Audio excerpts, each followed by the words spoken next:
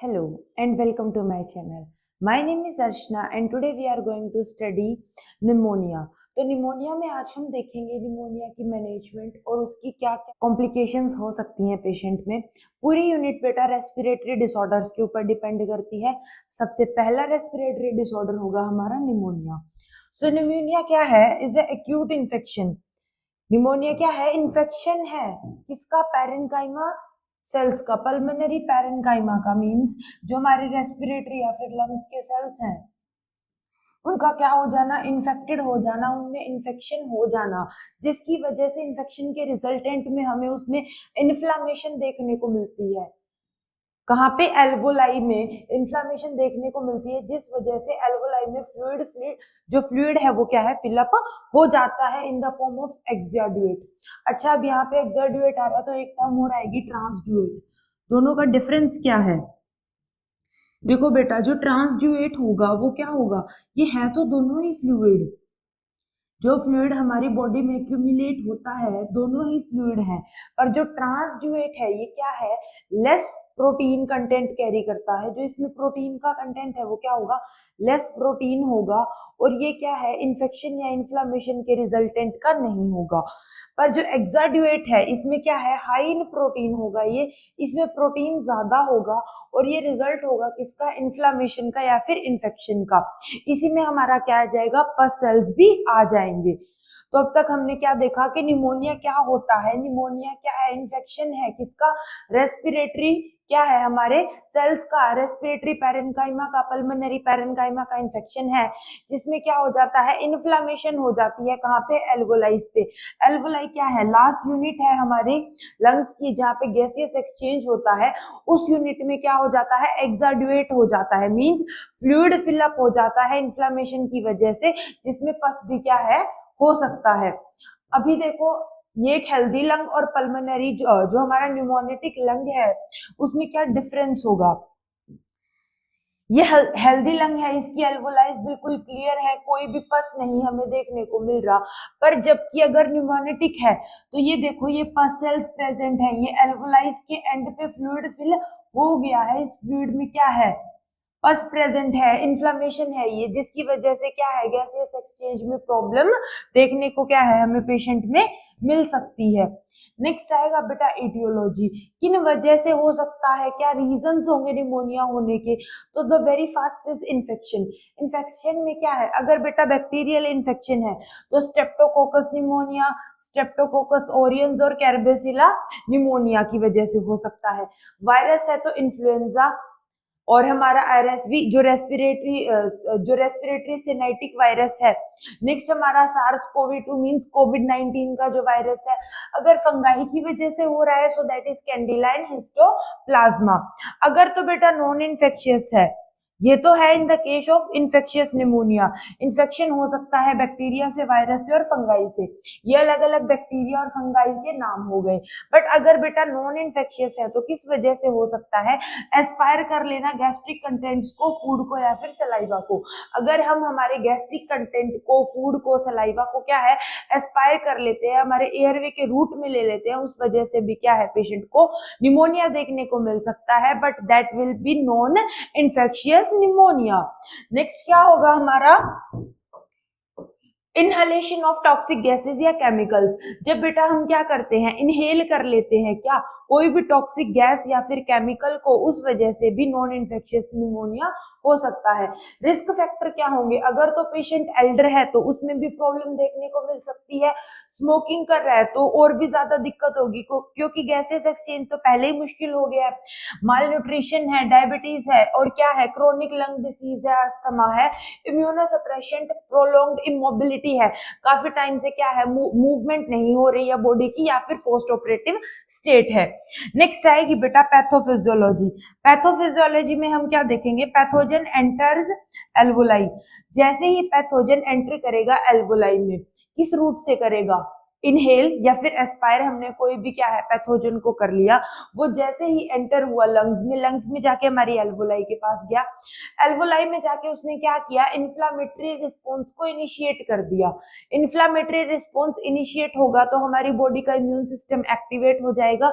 As a result क्या है, neutrophils और मैक्रोफेज सेल्स क्या रिलीज कर देंगे, साइटोकाइनेज सिक्रीट कर देंगे। क्यों? क्योंकि ये हमारे इम्यून सिस्टम को क्या कर रहा है, एक्टिवेट कर रहा है। साइटोकाइनेंस रिलीज होंगे, साइटोकाइनेंस के रिलीज होते ही क्या हो जाएगा, हमारी जो एल्वेलाई है वो फिलअप हो जाएगी विद एक्सैडुएट पस आरबीसीज की वजह से, जिस वजह से क्या होगी, कंसोलिडेशन हो जाएगी। कंसोलिडेशन का मतलब है बेटा जो हमारी एल्वोलाइज है,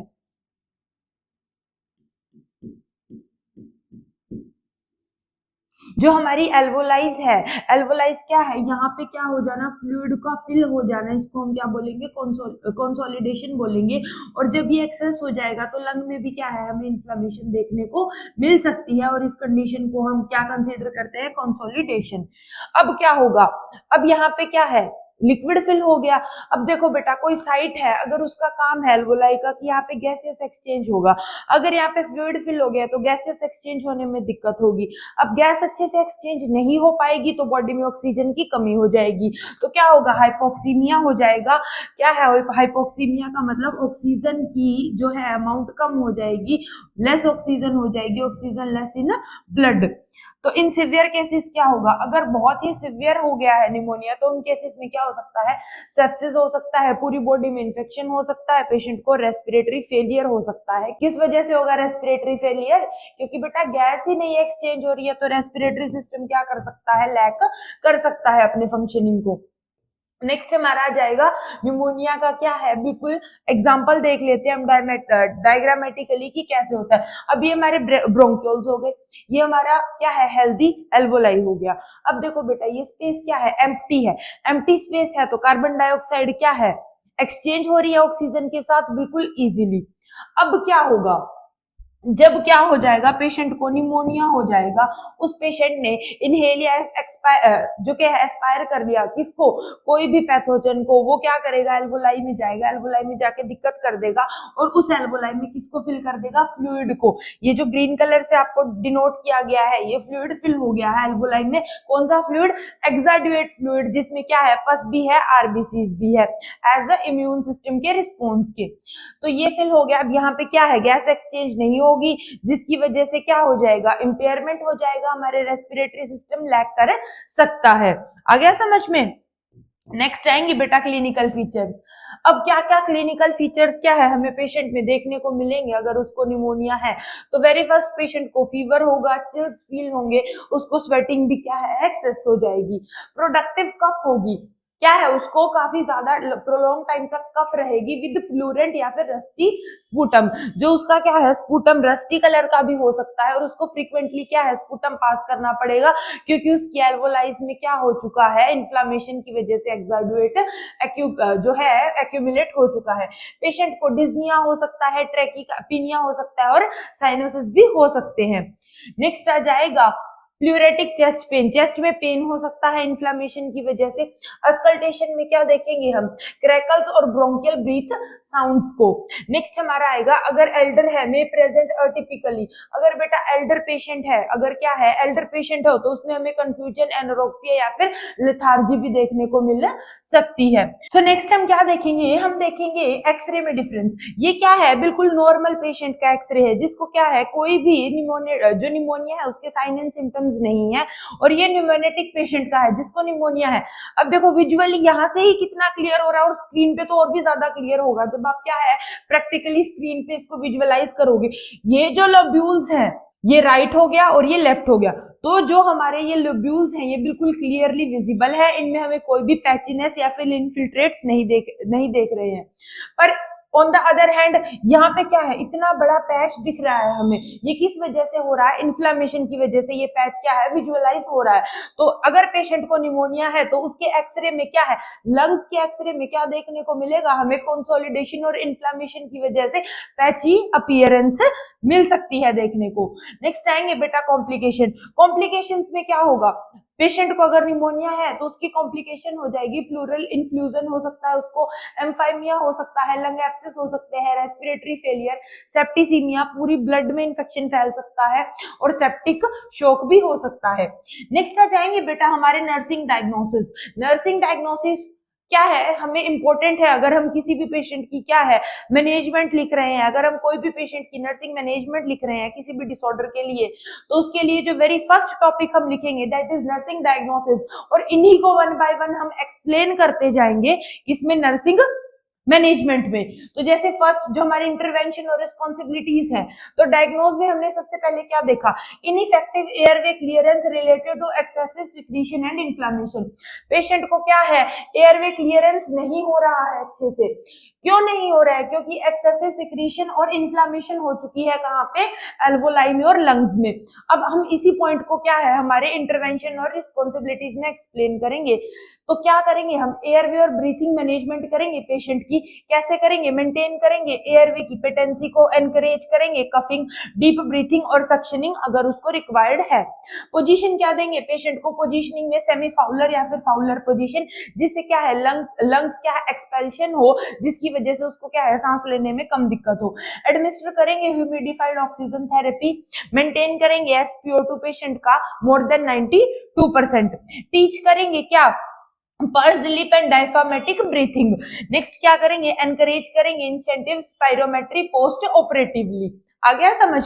तो देखो बेटा हमने पहले क्या किया, हमने सबसे पहले क्या किया, airway clearance related excessive secretion and inflammation को एक्सप्लेन कर दिया हमारे इंटरवेंशन और रिस्पॉन्सिबिलिटीज में। अब क्या आ जाएगा नेक्स्ट हमारा, impaired gas exchange related to alveoli exudate. अब क्या हो रहा है बेटा, गैस एक्सचेंज होने में प्रॉब्लम हो रही है, किस वजह से हो रही है, एल्वोलर, क्योंकि एल्वोलाई में क्या है एक्साडुएट फिल हो चुका है। नेक्स्ट क्या आ जाएगा, इनइफेक्टिव ब्रीथिंग पैटर्न हो रहा है पेशेंट का। क्यों हो रहा है इनइफेक्टिव ब्रीथिंग पैटर्न, क्योंकि उसको क्या है चेस्ट में पेन है और क्या हो रहा है उसको ट्रैकीपीनिया हो रहा है। हाइपरथर्मिया हो रहा है पेशेंट को, क्यों, क्योंकि उसको क्या है अगर इन्फेक्शियस निमोनिया है तो इन्फेक्शन के डिफेंस के लिए हमारी बॉडी क्या कर लेगी, अपने टेम्परेचर को राइजन अप कर लेगी। नेक्स्ट क्या आएगा, activity intolerance related to imbalance between oxygen supply and demand. अब वो अपनी कोई भी एक्टिविटी अच्छे से परफॉर्म नहीं कर पा रहा है क्योंकि उसकी जो रिक्वायर्ड नीड है ऑक्सीजन की वो फिलफिल नहीं हो रही है। रिस्क क्या है, for deficient fluid volume related to fever, tachypnoea और डायफोरोसिस। अब देखो बेटा उसकी क्या है, फ्लूइड वॉल्यूम में अल्टरेशन हो सकती है क्योंकि फीवर और ट्रैकीपीनिया क्या है पेशेंट को हो रहा है। एंजाइटी हो सकती है किस वजह से, ब्रीथलेसनेस की वजह से, उसको सांस नहीं अच्छे से आ रहा तो उस वजह से उसको एंजाइटी हो सकती है। हॉस्पिटल में अगर उसको क्या है, क्या नहीं मिला, एक सपोर्टिव एनवायरनमेंट नहीं मिला और उसको उस वजह से भी क्या एंजाइटी फील हो सकती है। डेफिशिएंट नॉलेज हो सकती है पेशेंट को रिगार्डिंग निमोनिया और उसकी मैनेजमेंट और प्रिवेंशन के बारे में। अब देखो बेटा यहाँ हम सभी क्या है हमारे इंटरवेंशन और रिस्पॉन्सिबिलिटीज को क्या है लिखेंगे। तो फर्स्ट हमने कर लिया था एयरवे ब्रीथिंग पैटर्न, सेकंड है हमारा फ्लूइड एंड न्यूट्रिशन। अब फ्लूइड एंड न्यूट्रिशन के लिए हम पेशेंट को क्या बोलेंगे, हम एनकरेज करेंगे पेशेंट को ओरल फ्लूइड इनटेक को इंक्रीज करने के लिए 2 to 3 लीटर प्रोवाइड करेंगे, अगर उसको कॉन्ट्रा इंडिकेटेड नहीं है प्रोवाइड करेंगे। High protein diet, high calorie diet, ताकि उसकी मेटाबॉलिक नीड फुलफिल हो सके। मॉनिटर करेंगे इनटेक आउटपुट को, स्किन टर्गर, म्यूकस मेम्ब्रेन और फॉर डिहाइड्रेशन की पेशेंट को कहीं डिहाइड्रेशन तो नहीं होगी है। नेक्स्ट हमारा इन्फेक्शन को कंट्रोल करने के लिए क्या करेंगे, एडमिनिस्टर करेंगे एंटीबायोटिक जो भी प्रिस्क्राइब की गई है। मॉनिटर करेंगे उन एंटीबायोटिक के क्या साइड इफेक्ट्स को, कि पेशेंट को किसी एंटीबायोटिक से कोई साइड इफेक्ट तो नहीं हो रहा। मॉनिटर करेंगे टेम्परेचर को, WBC काउंट को मेंटेन करेंगे, असेप्टिक टेक्निक ताकि उसको फर्दर इन्फेक्शन ना हो सके ड्यूरिंग सक्शनिंग। एजुकेट करेंगे उन coughing adequate and hand hygienic. Patient को क्या है हम क्या है टीच करेंगे कि कैसे क्या है आप कफिंग कर सके ताकि क्या है फर्दर इन्फेक्शन के चांसेस कम हो। तो कफिंग एडिकेट और हैंड हाइजीन के बारे में क्या उसको टीच करेंगे। कंफर्ट एंड सिम्टम मैनेजमेंट के लिए क्या करेंगे, एडमिनिस्टर कर देंगे एंटीपायरेटिक्स। मींस एंटीपायरेटिक्स जो फीवर को क्या है, पायराइड मींस फीवर, तो फीवर को क्या है कम करने के लिए ड्रग क्या है एडमिनिस्टर करेंगे। टैबलेट स्पंज बांध देंगे पेशेंट को अगर उसका टेम्परेचर बहुत ज्यादा हाई हो चुका है। प्रोवाइड करेंगे chest splinting during coughing to reduce pleuritic pain. Patient को क्या है प्लूरेटिक पेन कम हो इसलिए हम उसको क्या करेंगे, प्रोवाइड करेंगे चेस्ट स्प्लिटिंग ड्यूरिंग कफिंग, की उसको कफिंग के टाइम पे क्या है, पेन ना हो। मॉनिटरिंग में हम क्या देखेंगे, मॉनिटर करेंगे पेशेंट के वाइटल साइंस को, SpO2 को, ABG को और लंग साउंड को रेगुलरली। असेस करेंगे क्या, for early sign of hypoxia, patient को हाइपोक्सिया के अर्ली साइंस को क्या है, हम चेक करते रहेंगे कि उसको कहीं रेस्टलेसनेस, ट्रैकिकार्डिया या फिर कंफ्यूजन तो फील नहीं हो रही है। नेक्स्ट क्या है, ऑब्जर्व करेंगे कॉम्प्लिकेशन। कॉम्प्लिकेशन में हमने क्या देखा था कि पेशेंट को प्लूरल क्या हो सकता है, इन्फ्यूजन या फिर वर्सनिंग डिस्निया भी हो सकता है, तो उसको क्या है, टाइमली क्या है, ऑब्जर्व करते रहेंगे ताकि केस क्या है, फर्दर कॉम्प्लिकेटेड ना हो। एक्टिविटी एंड एनर्जी कंजर्वेशन में क्या करेंगे, प्रोवाइड करेंगे best bed rest in acute stage. अगर एक्यूट स्टेज है तो हम उसमें बेड रेस्ट क्या है, प्रोवाइड करेंगे। ग्रेजुअली इंक्रीज करेंगे मोबिलाइजेशन को, जिसकी वजह से क्या है, प्रिवेंट हो सके डीकंडीशनिंग। नेक्स्ट क्या है, टीच करेंगे पेजिंग ऑफ ADLs को। पेशेंट एंड फैमिली एजुकेशन में हम क्या करेंगे, importance of completing antibiotic course. Patient को क्या है, अगर वो क्या है, उसके सिम्टम्स ठीक हो गए हैं तो हम उसको बोलेंगे कि जो भी आपका टाइम तक आपको ड्रग्स प्रिस्क्राइब्ड है, आपको पूरे टाइम तक क्या है, एंटीबायोटिक्स ड्रग लेनी है, ताकि क्या है, फर्दर इन्फेक्शन दोबारा ना हो। स्मोकिंग को क्या है, मना करेंगे, स्मोकिंग के लिए वैक्सीनेशन देंगे पेशेंट को, pneumococcal influenza. Adequate hydration and nutrition, ताकि उसको मालन्यूट्रिशन या फिर डिहाइड्रेशन फील ना हो। क्या करेंगे, early reporting of warning science. जो वार्निंग साइंस, पेशेंट को क्या बोलेंगे कि अगर आपको कोई भी वार्निंग साइंस लगे तो आप उसके लिए अर्ली रिपोर्ट कर दीजिए, तो क्या है, वो वर्सनिंग कफ या फीवर या फिर chest pain. Special consideration if the patient is Elder, अगर बेटा पेशेंट क्या है, एल्डर है, तो उसमें हम क्या स्पेशली कंसीडर करेंगे, may present with confusion rather than fever. अगर बेटा पेशेंट की एज है, अगर वो एज्ड पेशेंट है, एल्डर है, तो हमें उसमें क्या है, फीवर के बजाय क्या देखने को मिल सकता है, कंफ्यूजन देखने को मिल सकती है निमोनिया में। नेक्स्ट क्या है, रिस्क होगा उसको of aspiration pneumonia due to impaired swallowing reflex. क्या है बेटा, उसको सबसे ज्यादा जो रिस्क होगा एस्पायरेशन निमोनिया का होगा। क्यों, क्योंकि उनकी क्या है, जो स्वेलिंग की, जो स्वोलन करने की चीजों के रिफ्लेक्स है, वो क्या है, एज की वजह से क्या हो जाता है, इंपेयर हो जाता है। पॉलीफार्मेसी, मॉनिटर करेंगे ड्रग इंटरेक्शन को, कि कहीं उनको एंटीबायोटिक या कोई भी एंटीकोगुलेंट दे रहे हैं और स्टेरॉइड्स दे रहे हैं, उनकी क्या है, कोई भी आपस में क्या है, ड्रग इंटरेक्शन ना हो जाए। प्रोवाइड करेंगे फ्रीक्वेंट ओरल केयर को रिड्यूस करेंगे, जिसकी वजह से क्या होगा, एस्पायरेशन का जो रिस्क है वो रिड्यूस हो जाएगा। एक्स्ट्रा सॉफ्ट फॉर मोबिलिटी, के लिए हम एक्स्ट्रा सॉफ्ट रहेंगे। साइकोलॉजिकल जो भी उनकी साइकोसोशियल नीड्स है उनको क्या है, फुलफिल करेंगे।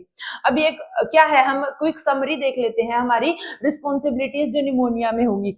एयरवे को मेंटेन करने के लिए क्या करेंगे, मेंटेन करेंगे पेटेंसी सक्शन या फिर चेस्ट फिजियोथेरेपी को। ब्रीथिंग के लिए क्या करेंगे, मॉनिटर करेंगे SpO2 को, ऑक्सीजन थेरेपी को, ब्रीथिंग एक्सरसाइजेस को। इन्फेक्शन के लिए क्या करेंगे, एडमिनिस्टर करेंगे एंटीबायोटिक्स, सेप्सिस और हैंड हाइजीनिक को। फ्लूइड एंड न्यूट्रिशन के लिए क्या करेंगे, इंश्योर करेंगे हाइड्रेशन, हाई कैलोरी डाइट हो, हाई प्रोटीन डाइट हो, मॉनिटर करेंगे इनपुट आउटपुट को। कंफर्ट के लिए क्या करेंगे, पेशेंट को एंटीपायरेटिक्स देंगे ताकि उनका फीवर रिड्यूस हो जाए। पेन के लिए पेन रिलीफ देंगे और पोजीशनिंग देखेंगे, और कौन सी पोजीशन क्या हम प्रेफर करते हैं, फाउलर या फिर सेमी फाउलर। नेक्स्ट मॉनिटरिंग में क्या करेंगे, हम विटाल्स ABG की कॉम्प्लिकेशंस को मॉनिटर करते रहेंगे। एजुकेशन में हम पेशेंट को स्मोकिंग को क्या ऐसे स्मोकिंग क्या है कम करने के लिए बोलेंगे, अवॉइड के लिए बोलेंगे, वैक्सीनेशन एडहेयर टू ट्रीटमेंट। अगर एल्डर है तो उसमें एस्पायरेशन को प्रिवेंट करेंगे। पॉलीफार्मेसी चेक करते रहेंगे, जो साइकोसोशियल सपोर्ट है वो प्रोवाइड करेंगे। तो अब हमने निमोनिया देख लिया, वो कैसे होता है, उसकी क्या पैथोफिजियोलॉजी है, क्या उसके कॉम्प्लिकेशंस, इन्वेस्टिगेशन, और हमने पूरी नर्सिंग मैनेजमेंट देख ली। एक बात ध्यान रखना बेटा, whenever you are writing nursing management for any topic, so the very first thing you have to mention is nursing diagnosis. अगर बेटा आप क्वेश्चन में नर्सिंग डायग्नोसिस मेंशन नहीं कर रहे हो, अब बेसिकली एग्जाम में क्या आएगा, आपको 8 मार्क्स का क्वेश्चन आ गया कि right nursing management for pneumonia, तो अगर आपने डायरेक्ट क्या है मैनेजमेंट राइट कर दी तो आपको उसके मार्क्स नहीं मिलेंगे अनलेस अंटिल आप डायग्नोसिस नहीं लिखोगे। आ गया समझ? तो आगे से हमेशा ध्यान रखना, जब भी आपको कोई भी मैनेजमेंट पूछे तो डायग्नोसिस और रिस्पॉन्सिबिलिटीज जो आपको मेंशन करनी है। और अगर आपको ये सेम पैटर्न चाहिए और आपको इन्हीं नोट्स की जरूरत है तो आप मुझे कमेंट कर देना, मैं आपको ये नोट्स प्रोवाइड करवा दूंगी। कल हम हमारा नेक्स्ट रेस्पिरेटरी डिसऑर्डर पढ़ेंगे, तब तक के लिए गुड बाय, टाटा।